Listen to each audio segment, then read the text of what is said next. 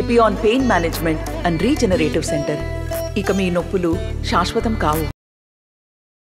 जिस प्रकार से ये पालामोर पार्लियामेंट का जो टिकट हमारी बड़ी बहन को दिया है, डायरेक्ट प्रधानमंत्री मोदी जी ने हमारी बड़ी बहन को आशीर्वाद दिया है। मोदी जी ने कहा कि हे मेरी बहन, तुझे पालामोर में जाकर भारतीय जनता पार्टी का झंडा लहराना है। पालामोर पार्लियामेंट లో భారతీయ జనతా పార్టీ జెండాని ఎగిరిపియాలని ఆశీర్వాదం ఇస్తున్నారు. ఇట్లాంటి ఆశీర్వాదం మాకు ఎప్పుడు కూడా దొరకలేదు. కానీ ఇవాళ మీ అందరికి దండం పెట్టి మేము ఒక్కటే ఒక రిక్వెస్ట్ చేస్తున్నాము, ఎవరితోని భయపడే అవసరం లేదు. ఇవాళ ఎవరు భయపడుతున్నారు? ఇవాళ మీరు చూడొచ్చు, ఈ కాంగ్రెస్ వాళ్ళు పోటీ ఇప్పుడు కాంగ్రెస్ నుంచి ఉంది, బీఆర్ఎస్ నుంచి లేదు. ఎందుకంటే బీఆర్ఎస్ కాంగ్రెస్ ఒక్కటైపోయినారు. బీఆర్ఎస్ నుంచి డమ్మీ క్యాండిడేట్ ఉన్నాడు ఇక్కడ. అందుకోసం మీరు అర్థం చేసుకోండి, మీరు కూడా సోషల్ మీడియాలో ప్రచారం చేయాలి. మనకు సమయం చాలా తక్కువ, చాలా అంటే చాలా తక్కువ. ఈ తక్కువ సమయంలో మన అక్క ఫేవరబుల్ గా, భారతీయ జనతా పార్టీ ఫేవరబుల్ గా ఎన్ని ఓట్లు మనం వేయవచ్చు, ప్రతి ఒక్క బూత్ ని మనం ఏ విధంగా కబ్జా చేయొచ్చు, దానిపైన మీరు ఆలోచన చేయండి తమ్ముళ్ళు.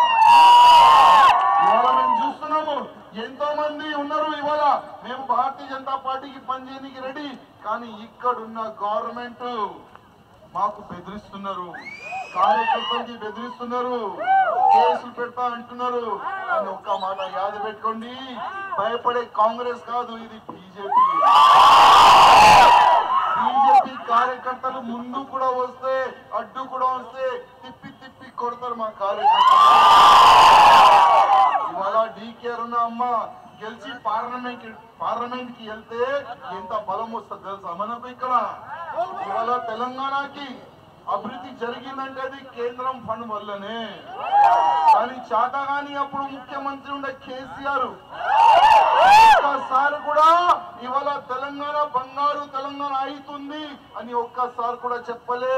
కేంద్రం ఫండ్ నుంచి వస్తుంది, కేంద్రం నుంచి చాలా ఫండ్ వస్తుంది, ఒక్కసారి కూడా చెప్పలే. కానీ ఆ ముఖ్యమంత్రి ఒక కళాకారుడు అంటే ప్రజలకి మోసం చేసిండు. నేను బంగారు తెలంగాణ ఇస్తా, బంగారు తెలంగాణ కాదు ఇప్పుడు మత్తుల తెలంగాణ చేసిండు, తెలంగాణ చేసిండు మన తెలంగాణ. ఇవాళ ఈ ఎలక్షన్ తమ్ముళ్ళారా, ప్రధానమంత్రి ఎవరు కావాలి దానికి ఎలక్షన్ జరుగుతుంది. మనకు ఎట్లాంటి ప్రధానమంత్రి కావాలి? పాలమూరు ప్రజల ఒక్కసారి ఆలోచన చేయాలి. మీరు ఒట్టు మనం పెట్టుకోవాలంటే బీజేపీ గెలవాలి, ప్రధానమంత్రి మోదీ. లేకపోతే మీరు కర్ణాటకలో చూడండి ఏమైతుంది. కర్ణాటకలో కాంగ్రెస్ గవర్నమెంట్ వచ్చిన తర్వాత అక్కడ హిందువులకి రక్షణనే లేదు. లవ్ జిహాద్ కి ఫుల్ సపోర్ట్ అక్క గవర్నమెంట్. ఒక కాలేజ్ లో ఒక అమ్మాయికి చంపేసినారు, చంపేవాడు ఒక ముస్లిం వాళ్ళు ఉండే. కానీ ఇదే కాంగ్రెస్ వాళ్ళు ఒక్కసారి కూడా ఆయన ఇంటికి వెళ్ళలేదు. ఎందుకంటే ఆయన కూడా కాంగ్రెస్ పార్టీకి చెందినవాడు ఉండే ఆయన నాన్నగారు. కానీ మన జేపీ నడ్డా గారు ఢిల్లీ నుంచి ఆ పాప ఇంటికి వెళ్ళి నేను మీ ఎంబడి ఉన్నామని వాళ్ళ అమ్మ నాన్నకి ఒక భరోసా ఇచ్చిన భారతీయ జనతా పార్టీ. అదే కర్ణాటకలో హనుమాన్ చాలీసా చదివితే కూడా అక్కడ పక్కోళ్ళు చాలా మంది కొడుతున్నారు. హనుమాన్ చాలీసా ఇప్పుడు చదువుకూడదు, ఎందుకంటే కర్ణాటకలో కాంగ్రెస్ గవర్నమెంట్ వచ్చిందని అక్కడ బెదిరిస్తున్నారు. అరే కర్ణాటక ఇవ్వండి, మన తెలంగాణలో హోలీ పండగ సమయంలో చెంగిచర్లలో మహిళలు చూడలేదు, ఎవరిని చూడలేదు, అందరినీ కొట్టారు. మహిళల పైన దాడి చేసినారు. కానీ కేసు ఎవరిపైన కావాలి? కొట్టేవరిపైన కావాలి కదా. కానీ మహిళల పైన అక్కడ కేసు పెట్టారు. ఇది తెలంగాణలో కాంగ్రెస్ పని. అందుకోసం ఈ ఎలక్షన్ ఎన్నికలు ఎట్లాంటి ప్రధానమంత్రి కావాలి దానికి ఎన్నికలు జరుగుతున్నాయి తమ్ముళ్ళారా. ఇవాళ మీరు చూడండి, ఒకప్పుడు యూపీఏ పేరుండే కాంగ్రెస్ వాళ్ళు, అంటే ఒక కుటుంబం తయారు చేసిన దొంగల కుటుంబం. యూపీఏ ఉండే, ఇప్పుడు యూపీఏ పేరు మార్చేసినారు. ఇప్పుడు ఎన్ని పేరు పెట్టినారు వాళ్ళు. యూపీఏ పేరు ఎందుకు మార్చినారంటే 12 లక్షల కోట్ల రూపాయలు దోపిడీ చేసినారు. కరప్షన్ చేసినారు. ఇప్పుడు ఆ పేరు పెట్టుకొని జనాల ముందు పెడితే జనాలు చప్పుతోని కొడతారని వాళ్ళ పేరు మార్చుకొని ఇప్పుడు ఎన్ని పేరు పెట్టుకొని వాళ్ళు తిరుగుతున్నారు. ఒక దొంగల ఒక కుటుంబం తయారు చేసి మోదీ గారికి ఎదురుగా నిలబడ్డారు. కానీ వాళ్ళకి తెలియదు మోదీ గారు ఇప్పుడు ఒక వ్యక్తి కాదు, ఒక పెద్ద శక్తి. అరే ఒకప్పుడు మన భారతదేశంలో కాంగ్రెస్ గవర్నమెంట్ ఉండే, మన్మోహన్ సింగ్ ప్రధానమంత్రి ఉండే, అంటే రిమోట్ కంట్రోల్ తోని నడిచే ప్రధానమంత్రి ఉండే, సోనియా గాంధీ చేతితో రిమోట్ కంట్రోల్ ఉండే.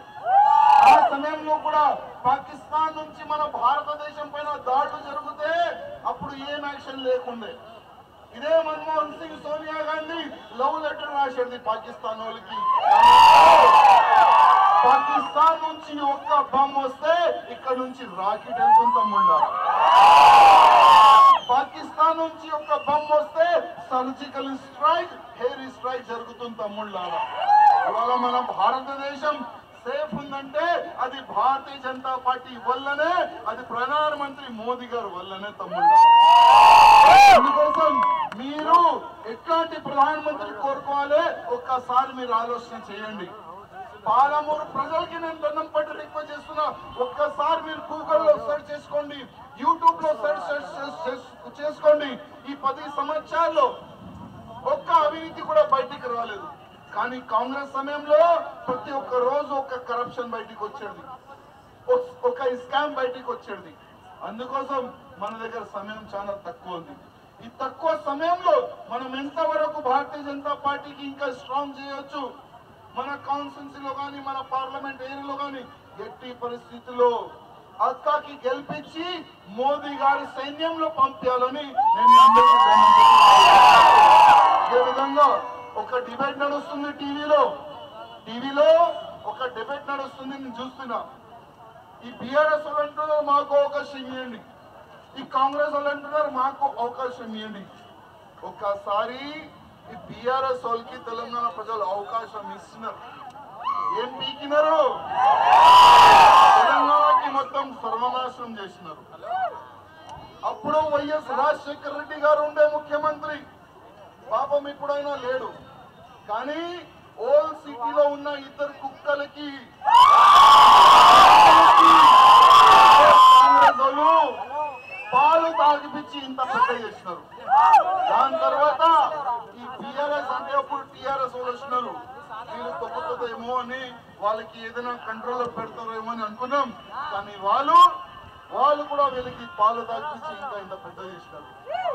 ప్రతిసారి ఈ ఎంఐఎం ఒక అలవాటు, ఎవరు ప్రధానమంత్రి తెలంగాణలో ఉంటే వాళ్ళు కాలు పట్టుకుంటారు, ముఖ్యమంత్రి ఉంటే వాళ్ళు కాలు పట్టుకుంటారు తెలంగాణకి. అప్పుడు ఆంధ్రప్రదేశ్ ఉండే, దాని తర్వాత కేసీఆర్ అయిండు.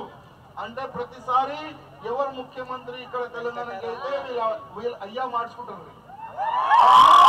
వైఎస్ రాజశేఖర రెడ్డి అయ్యా అన్నారు వీళ్ళు. మళ్ళా దాని తర్వాత ముఖ్యమంత్రి ఎవరుండే కేసీఆర్, ఆయనకి అయ్యా అనుకున్నాడు. ఇప్పుడు ఈయన రేవంత్ రెడ్డి కాలు పట్టుకొని నడుస్తున్నారు. కానీ నెక్స్ట్ గవర్నమెంట్ ఇక్కడ బీజేపీది వస్తుంది. నెక్స్ట్ గవర్నమెంట్ తెలంగాణలో బీజేపీ గవర్నమెంట్ వస్తుంది. అప్పుడు వీళ్ళు ఎవరు కాలు పట్టుకున్నారు, ముందుకు వస్తారా వీళ్ళు ఎక్కడ పంపిస్తాం మనము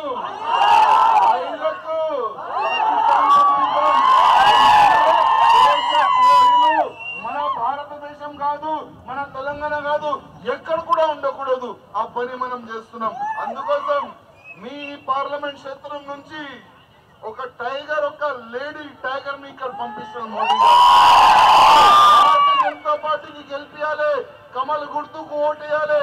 పక్క నంబర్ ఉంది తెలుసా బ్యాలెట్ పేపర్ లో, 1 నంబర్ కి ఓటేయాలి, భూమి గుర్తుకి ఓటేయాలి, గెలిపించి పార్లమెంట్ పంపించాలని నేను మీ అందరికీ రిక్వెస్ట్ చేస్తున్నాను. ధన్యవాదం. ఏంది గోపన్న, మళ్ళీ ఏదో ఉద్యమాల పోస్ట్ అంటిస్తున్నట్టున్నావు? ఇంకా ఉద్యమాలు ఎందుకు తమ్ముడు?